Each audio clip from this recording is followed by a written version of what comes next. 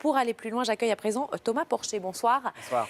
Économiste et auteur de ce livre, Introduction inquiète à la Macron-économie. La modernité, la jeunesse, on le sait, c'est ce sur quoi Emmanuel Macron mise. Et pour vous, c'est ce qu'on découvre dans ce livre, il n'a rien de moderne. Effectivement, enfin, il y a la modernité d'apparence, c'est clair, il est jeune, c'est un nouveau venu dans le paysage politique et tout ça c'est appréciable, on ne le critique pas.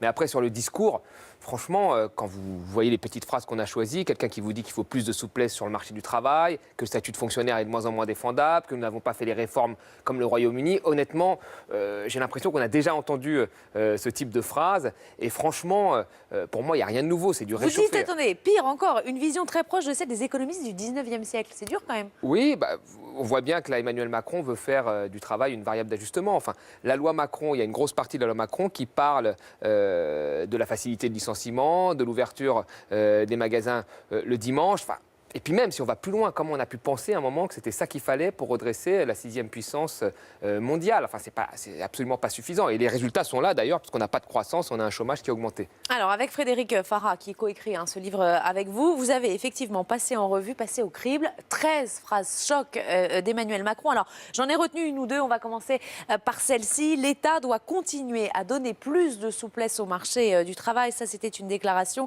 dans le Parisien le 12 novembre 2015. Qu'est-ce que ça a de vieux ?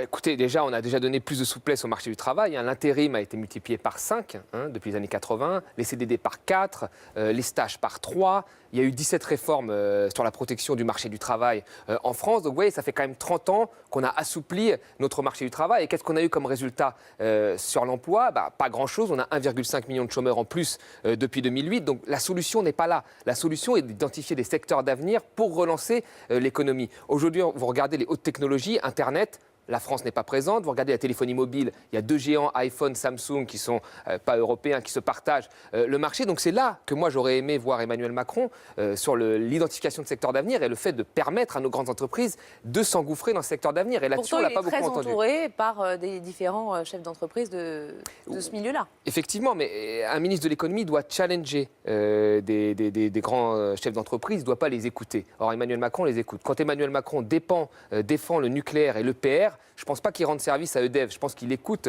le patron d'EDF. Quand il dit qu'il ne faut pas faire la chasse au diesel, il ne rend pas service à nos constructeurs automobiles parce que finalement, il ne les incite pas à se renouveler. L'avenir, c'est la voiture électrique. Vous regardez aux États-Unis, Tesla Motor, qui fait des batteries électriques, a reçu des aides, des subventions publiques de l'État américain parce qu'il mise sur ça comme un produit d'avenir. Or, Emmanuel Macron, il s'attache au diesel, au nucléaire. Pour moi, il est plus dans le passé que dans l'avenir. Autre phrase, il faut, alors celle-là, on en avait beaucoup parlé, il faut des jeunes Français qui aient envie d'être milliardaires. Ça, c'était dans Les Échos, le 6 janvier 2015. Ça avait suscité de nombreuses réactions. Votre avis là-dessus ?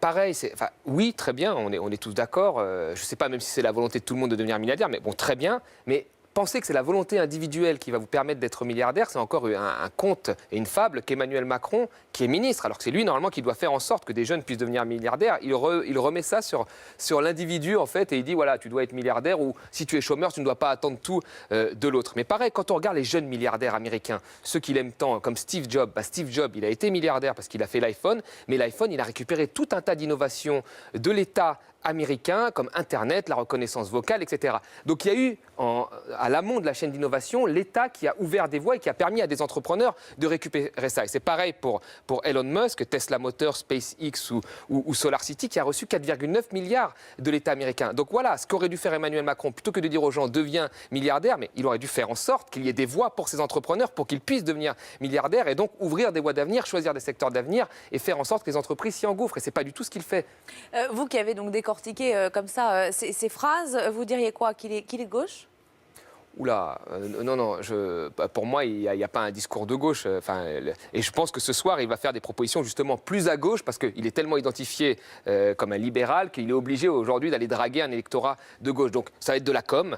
Il a été 2 ans au ministère, il y a une loi qui porte son nom, il y a un bilan. Le bilan, c'est 1500 emplois dans le développement des lignes d'autocars qui fait du mal à la SNCF, qui achète d'ailleurs des locomotives à Alstom. Donc vous voyez, là, on voit qu'il n'y a pas de vision de politique économique. Et puis, il y a une ouverture des magasins le dimanche, il y a une une déréglementation des pharmacies et des notaires.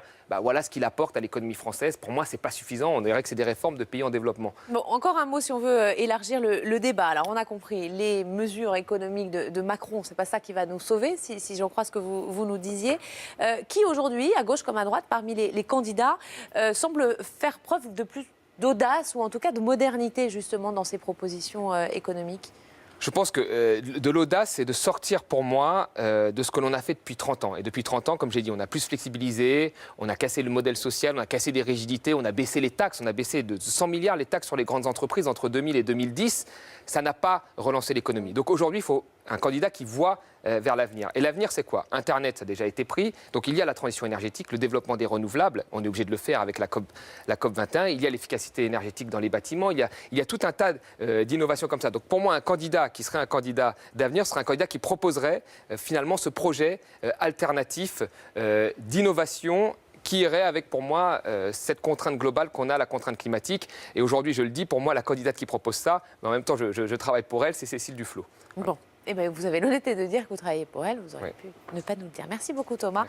Thomas Porcher, donc, pour ce livre dont je rappelle le titre, Introduction inquiète à la Macron économie. C'est au Petit Matin et c'est coécrit avec Frédéric Farah, si vous voulez vous faire justement une idée sur les récents propos de l'ancien ministre de l'économie.